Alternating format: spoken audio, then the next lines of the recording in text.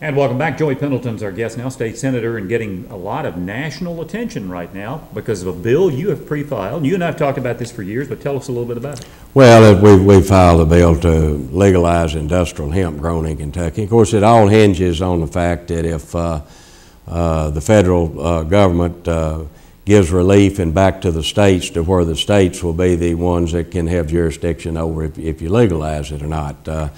And you know, it has so much potential here. Not only, you know, our farmers can get a additional crop that they can grow.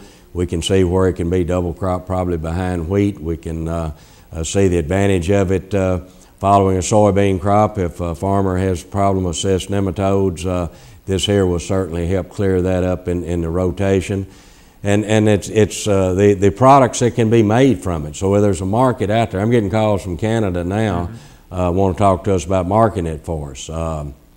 Number one, you can get cosmetics. If you look at a lot of the soaps, look at suntanning lotions, most of those have hemp in it. Clothing is another big item. Lady called me yesterday, said that she had bought a hemp pocketbook 30 years ago, and when you buy one of them, you only need one because they'll last forever. And they're even like car parts and things like Mercedes door panels are made out of hemp, shipped to Alabama to be assembled.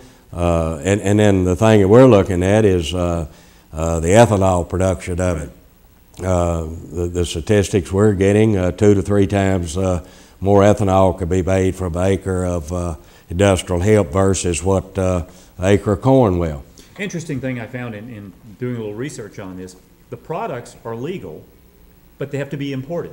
Yeah, we're importing everything here, and this here would give us opportunities for people in the factory seeing that we're raising it here in Kentucky now as to why not industry move here and start setting up factories to make these parts and make these cosmetics and clothes and things. 100 years ago, 150 years ago, Kentucky was the largest hemp-producing state, I believe, in the Union.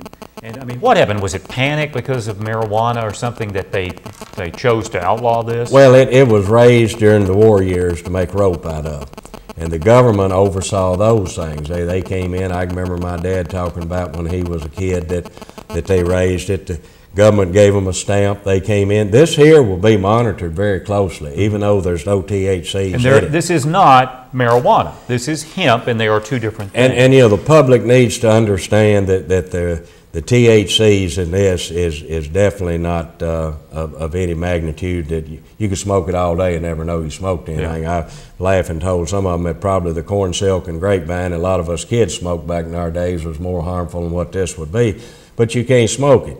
Now, you know, you'll have some people tell you, well, we can't tell the difference. Well, you can if you look, because the difference is agriculture is going to grow this plant, and we're going to plant it thick to where it grows up. We get a big tall stalk, excuse me, and fiber, where those that's got the high THC of the smoking variety, they want it out here spread apart, bushy, leafy, and that way. So it's a lot of difference in the two plants. And as I've often said, you know, I don't think going down the road and a law enforcement officer looks over here and sees a 50-acre field, he's going to think it's smoking gas. Now you've introduced this before. It didn't get anywhere last time. Do you think it's going to be different this year? And I think the economy is what's driven this, because last year with the same bill, didn't get a hearing, didn't hear anything out of it. And now all it was is it's got not only a lot of publicity in the United States, but it is now, newspapers in the United Kingdom broke it last week, and everybody's looking at Kentucky now. And for once, I'd like to see us proactive rather than reactive. And we've gotten a lot of good positive feedback from law enforcement, as well as the media, as well as the agriculture community. And as I was telling you, I got it from a newspaper in Massachusetts. So, I mean, when I first saw it. Joey Pendleton's our guest. That'll come up in January when you go back to session. In January, and we're going to make a trip to Canada, and probably now in the spring, to see how it is planted, since the harvesting has already happened in Canada. All right, can't wait to hear some of the things people say about this bill. Well, you know, I know the negative's going to come out at some point in time, but so far everything we've heard has been positive. All right, good luck with it. Thank you. We'll be back right after this.